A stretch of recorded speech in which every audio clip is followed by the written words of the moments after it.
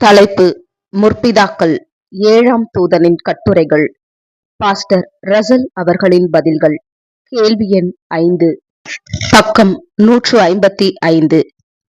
1000 வருட யுகத்தின் போது தேவனோடுள்ள முற்பிதாக்களின் உறவு.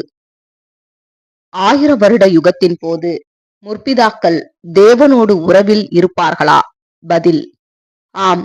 1000 வருட யுகம் முழுவதிலும் முற்பிதாக்கள் இந்த புதிய உடன்படிக்கையின் வாயிலாக, புதிய உடன்படிக்கையின் மத்தியஸ்தர் மூலமாக தேவனுடன் உடன்படிக்கையின் உறவில் காணப்படுவார்கள். ஆனாலும் 1000 வருட யுகத்தின் முடிவு வரை அவர்கள் தனிப்பட்ட விதத்தில், நேரடியான விதத்தில் தேவனுடன் உறவில் இருக்க மாட்டார்கள் என்று நாங்கள் பதிலளிக்கின்றோம். 1000 வருட அரசாட்சியின் ஆசீர்வாதங்களை பெற்றுக்கொள்ளும் அனைவரும் அவைகளை மாபெரும் மத்தியஸ்தர் மூலமாகவும், இன்னுமாக ஜாதிகள், ஜனங்கள், கோத்திரத்தார் மற்றும் பாஷைக்காரர் அனைவரின் சார்பிலும் தம்முடைய இரத்தத்தை கொண்டு அவர் முத்திரையிட்ட புதிய உடன்படிக்கையின் மூலமாகவும் தான் பெற்றுக்கொள்ள வேண்டும். தேவனுக்கு தங்களுடைய நேர்மையினை ஏற்கனவே நிரூபித்தவர்களாகிய முற்பிதாக்கள் விசேஷித்த ஆசீர்வாதங்களை பெற்றுக்கொள்ளுவார்கள். அதாவது, அவர்கள் உயிர்த்தெழுந்து வரும்போது மாம்சத்தில் பரிபூரணர்களாக வருவார்கள். படிப்படியான முறையில் அவர்கள் பூரணத்தை அடைவதில்லை. அவர்கள் பூரண மனித சரீரங்களுடன் வருவார்கள். அவர்களது மனங்களானது ஏற்கனவே தேவனுடைய சித்தத்துடன் முழுமையாய் இசைவு பெற்று காணப்படுவதினால் அவர்களுடைய சரீரங்களும் துவக்கம் முதலே தெய்வீக பிரமாணத்திற்கு முழு இசைவுடனே காணப்படும். எனினும் அந்த முற்பிதாக்கள் புதிய உடன்படிக்கையின் கீழ் அப்போது காணப்படுவதும், மத்தியஸ்தரின் கீழ் அப்போது காணப்படுவதும் அவர்களுக்கு மிகவும் நன்மையாக இருக்கும் என்று நாங்கள் நம்புகிறோம். ஏனெனில் அவர்களது கடந்த கால அனுபவங்களை வைத்து பார்க்கும்போது அவர்கள் சில தவறுகள் செய்யலாம். ஏன், எப்படி? ஏனெனில் நம்முடைய கணிப்பின்படி அவர்கள் அதிகமான அனுபவங்களை பெற்றவர்களாக இருப்பினும் சபைக்கு கடந்து வந்த முழு அனுபவத்தையும் அவர்கள் பெறவில்லை. வேத வாக்கியங்களில் குறிப்பிடப்பட்டிருக்கும் முற்பிதாக்கள் மத்தியில் நாம் சிம்சோனை கவனிக்கிறோம். சிம்சோன் எந்த விதத்திலாகிலும் தேவனுக்கு உண்மையற்றவர் என்று எண்ணுவதற்கு நம்மிடம் எந்த காரணமும் இல்லை. இவர் உண்மையுள்ளவராக இருந்தார். இவர் கீழ்ப்படிதல் உள்ளவராக இருந்தார். தேவனிடத்தில் முழு விசுவாசம் உடையவராக இருந்தார்.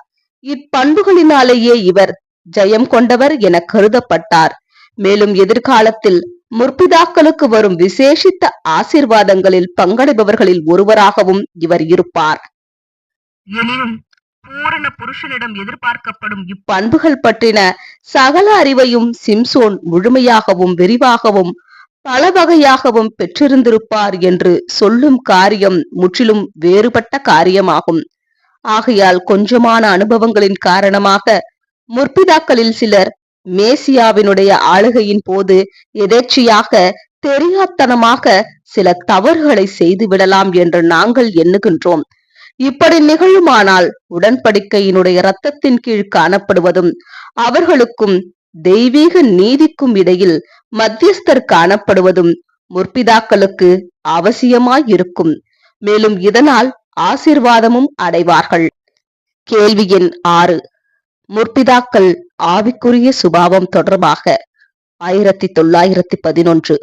முற்பிதாக்கள் ஆவிக்குரிய சுபாவத்தை பெற்றுக் கொள்ளுவார்கள் என்பது உங்களது கருத்தாக காணப்படுகின்றதா? அப்படியானால் அவர்கள் திரள் கூட்டத்தாரை விட உயர்வான சுபாவத்தை அடைவார்களா? பதில்: இது விஷயத்தில் அன்பான நண்பர்களே, எனக்கு எந்த தனிப்பட்ட கருத்துகளும் இல்லை. இது குறித்து கர்த்தர் எதுவும் எனக்கு தெரியப்படுத்தவில்லை. கர்த்தர் தங்களிடம் அநேக காரியங்களை வெளிப்படுத்தி பேசிக் கொண்டிருக்கின்றார் என்று எண்ணி எழுதப்பட்டவைகளை புறக்கணிக்கும் ஜனங்கள் எப்போதுமே காணப்படுகின்றனர் என்பதை நீங்கள் அறிவீர்கள். நான் அப்படிப்பட்டவர்களில் ஒருவன் அல்ல. நான் எழுதப்பட்டவைகளை மாத்திரமே அறிந்துள்ள சராசரியான மனுஷன். இத்தலைப்பு தொடர்பாக நான் அறிந்துள்ளவைகள் அனைத்தையும் உங்களிடம் கூறிவிட்டேன்.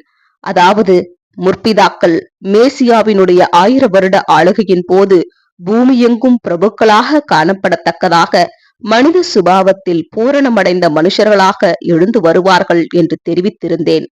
மேலும் அக்காலத்தினுடைய முடிவின் போதுள்ள சில விஷயங்களை குறித்து நான் உங்களுக்கு ஏற்கனவே சுட்டிக்காட்டி இருப்பவைகள் மறைமுகமாக சொல்லப்பட்டவைகளாக இருக்கின்றன என்று என் மனதிற்கு தோன்றுகின்றது.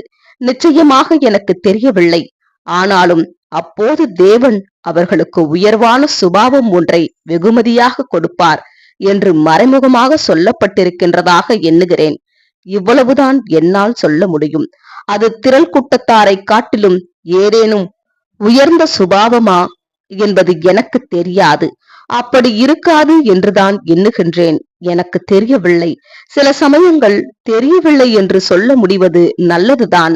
நான் தவறே செய்யாதவன் என்றும் எனக்கு எல்லாமே தெரியும் என்றும் சில ஜனங்கள் என்னை குறித்து கூறிக்கொள்ளுகின்றனர். ஆனால் இது உண்மையல்ல என்பதற்கு நீங்கள் அனைவருமே சாட்சிகளாய் இருக்கின்றீர்கள். கேள்வி எண் 7.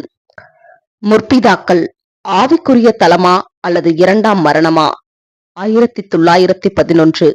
இரண்டாம் மரணத்திற்கு கடந்து போகாமல் எப்படி 1000 வருட யுகத்தின் முடிவில் முற்பிதாக்களால் ஆவிக்குரிய தலத்தில் காணப்பட முடியும்? பதில்: கேள்வியை எழுப்பியுள்ள சகோதரன் காரியங்களை தெளிவாய் புரிந்து கொள்ளவில்லை. பூர்வ காலத்து பரிசுத்தவான்கள் மாம்சத்தில் பூரண மனுஷர்களாக, பூமியின் பிரபுக்களாக, பரலோக ராஜ்யத்தின் பூமிக்குரிய பிரதிநிதிகள் என 1000 வருடங்கள் செயல்பட்ட பின்னர் அவர்கள் ஆவிக்குரிய தலத்தில் ஒரு பங்கினை அருளப் பெறுவார்கள் என்றும், பூமிக்குரிய சுபாவத்திலிருந்து பரலோக சுபாவத்திற்கு மாறுதலை அடைய பெறுவார்கள் என்றுமுள்ள யோசனையானது பரிந்துரைக்கப்பட்டுள்ளது என்று நாங்கள் நம்புகிறோம். இதைவிட எளிமையாக வேறு எப்படி சொல்ல வேண்டும் என்று எனக்கு தெரியவில்லை. இதை சொல்லி முடித்து விடுகிறேன். கேள்வி எண் 8. முற்பிதாக்கள் உடன்படிக்கை உறவுமுறை தொடர்பாக 1911. முற்பிதாக்கள் எப்போது தேவனுடன் உடன்படிக்கை உறவில் காணப்படுவார்கள்? பதில்: புதிய உடன்படிக்கையினுடைய ஏற்பாட்டின் கீழ் உயிர்த்தெழுந்தது முதல் இவர்கள் புதிய உடன்படிக்கையின் வாயிலாக தேவனுடன் உடன்படிக்கையின் உறவில் காணப்படுவார்கள். ஆனாலும் 1000 வருடங்களின் முடிவு வரை, அதாவது புதிய உடன்படிக்கையினுடைய மத்தியஸ்தர் அனைத்தையும் பிதாவினிடத்தில் ஒப்பு கொடுத்து விட்டு புதிய உடன்படிக்கை இனிமேலும் இல்லை எனும் காலத்திற்கு முன்பு வரை இந்த முற்பிதாக்கள் பிதாவுடன் எந்த நேரடியான மற்றும் தனிப்பட்ட விதத்திலுள்ள உறவினையும் கொண்டிருப்பதில்லை. பின்னரே இவர்கள் தேவனுடன் தனிப்பட்ட உடன்படிக்கை உறவு முறையில் காணப்படுவார்கள். அதாவது நீங்களும் நானும் இப்பொழுது எப்படி கிறிஸ்துவுடன் தனிப்பட்ட உறவு கொண்டிருக்கின்றோமோ அப்படியே ஆகும். கேள்வி எண் 9. முற்பிதாக்களின் உயிர்த்தெழுதல் 1911. முற்பிதாக்கள் எப்போது தங்களுடைய உயிர்த்தெழுதலை அடைவார்கள்? பதில்: உலகத்தார் மத்தியில் இவர்களது உயிர்த்தெழுதல் முதலாவது சம்பவிக்கும். இவர்களே பூமிக்குரிய சுபாவத்தில் உள்ளவர்களில் முதலாவது உயிர்த்தெழுதலை அடைபவர்கள் ஆவார்கள். சபை தனது உயிர்த்தெழுதலை முதலாவது அடைவாள். அவளது கர்த்தரை போன்று ஆவிக்குரிய தலத்தில் அடைவாள். ஆவிக்குரிய சுபாவத்தை, பரம நிலையை அடைவாள். பின்னர் ரட்சிப்பின் மற்ற பாகம் நடைபெறும். அதாவது உலகத்தின் ரட்சிப்பாகும். இதில் முற்பிதாக்கள் முதலாவதாக தங்கள் ஆசீர்வாதத்தை பெற்றுக் கொள்ளுவார்கள் மற்றும் முதலாவதாக அந்த தலத்தில் தங்கள் உயிர்த்தெழுதலையும் அடைவார்கள். இது ராஜ்யம் ஸ்தாபிக்கப்பட்ட பின்னர் நடைபெறும். ஏனெனில் இந்த ராஜ்யமே உலகத்தை ஆசீர்வதித்து அவர்களை சீர்தூக்கிவிடும். கேள்வி எண் 10. முற்பிதாக்கள் பிரகாரத்தில் அடையாளம் காட்டப்படவில்லை. 1911. முற்பிதாக்கள் ஆசரிப்பு கூடாரத்தின் பிரகாரத்தில் அடையாளம் காட்டப்பட்டிருக்கின்றார்களா? பதில்: இவர்களுடைய நாட்களில் நிஜமான ஆசாரியன் வரவில்லை. நிஜமான ஆசரிப்பு கூடாரமும் பிரகாரமும் அப்போது ஏற்படுத்தப்படவில்லை. ஆகையால் இதில் முற்பிதாக்கள் இடம்பெற முடியாது. எனினும் இவர்களது நடக்கையில் வெளியரங்கமாக்கப்பட்ட இவர்களது இருதயங்களின்படி பார்த்தால் இவர்கள் விசுவாச வீட்டாரின் அங்கத்தினர்களாகிட வேண்டும்தான். எங்களுடைய புரிந்து கொள்ளுதலின்படி இறுதியில் நிஜமான பிரகார நிலையாகிய, அதாவது நிஜமான லேவியர்களாகிய திரள் கூட்டத்தாரோடு கூட மற்றும் திரள் கூட்டத்தாரில் ஒரு பாகத்தினர் என முற்பிதாக்களுக்கு இடமளிக்கப்படும். ஆமேன்.